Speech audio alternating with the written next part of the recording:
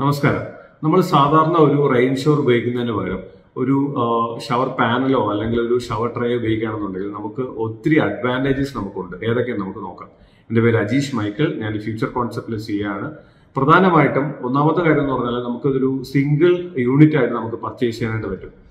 Shower panel വരുമ്പോൾ ആ ഒരു സിംഗിൾ യൂണിറ്റ് എന്ന് പറയുമ്പോൾ നമുക്ക് മെയിനായിട്ട് ഒരു ഹാൻഡ് ഷവർ അല്ലെങ്കിൽ ഒരു over head shower, body jets, spout, ഇങ്ങനെയുള്ള ഫുൾ യൂണിറ്റ് നമുക്ക് സിംഗിൾ ആയിട്ട് നമുക്ക് അത് റെഡി ആയിട്ട് നമുക്ക് മാർക്കറ്റിൽ അവൈലബിൾ ആണ്.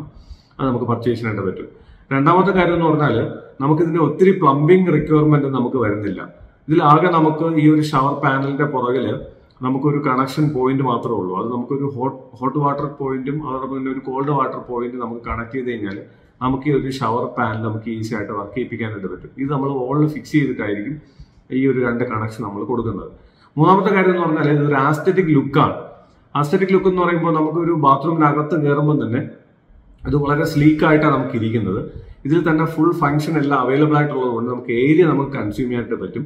അതോടൊപ്പം നമുക്കൊരു ബാത്റൂമിനകത്ത് കയറുമ്പോൾ നമുക്കൊരു വെൽക്കം ഫീലിംഗ് നമുക്ക് നേടിയെടുക്കാനായിട്ട് പറ്റും. നാലാമത്തെ കാര്യം എന്ന് പറഞ്ഞാൽ നമുക്ക് ലേബർ കോസ്റ്റ് നമുക്ക് ഒത്തിരി സേവ് ചെയ്യാനായിട്ട് പറ്റും. കാരണം ഈ ഒരു ഷവർ സാധാരണ നമ്മൾ ഫിക്സ് ചെയ്യുമ്പോൾ നമ്മളൊരു മിക്സറോ അല്ലെങ്കിൽ ഒരു ഡൈവേർട്ടറോ ഉപയോഗിക്കുകയാണെന്നുണ്ടെങ്കിൽ ഈ ഒരു വോളിനകത്ത് ഒത്തിരി കൺസീൽഡ് വർക്കായിട്ടുള്ള ഒരു പ്ലംബിംഗ് ലൈൻസ് അങ്ങ് പ്രൊവൈഡ് ചെയ്യേണ്ടതായിട്ടുണ്ട്. പക്ഷെ അതൊന്നും നമുക്ക് ഇതിൽ ആവശ്യമില്ല. ആകെ നമുക്ക് ഈ ടൈലിന്റെ പുറമേ ആയിട്ട് നമുക്ക് രണ്ട് കണക്ഷൻ, ഒരു ഹോട്ട് വാട്ടറും കോൾഡ് വാട്ടറും കണക്ഷൻ മാത്രം കൊടുക്കുന്നതുകൊണ്ട് നമുക്ക് പ്ലംബിംഗ് റിക്വയർമെന്റ് നമുക്ക് അവിടെ ഒഴിവാക്കാനായിട്ട് പറ്റും. അങ്ങനെ നമുക്ക് ലേബർ കോസ്റ്റ് നമുക്ക് ഒഴിവാക്കാനായിട്ട് പറ്റും. അടുത്ത് നമ്മൾ നോക്കുകയാണെന്നുണ്ടെങ്കിൽ ഇതൊരു ഷവർ ഫിക്സ് ചെയ്യുന്ന സമയത്ത് നമുക്ക് ഇതിന്റെ ഒരു ഷവർ പാർട്ടീഷനോട് നമുക്ക് ഇതിനകത്ത് ഫിക്സ് ചെയ്യാനായിട്ട് പറ്റും.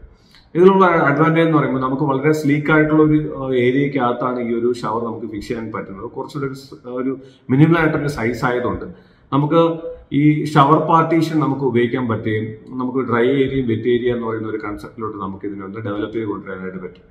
Thank you.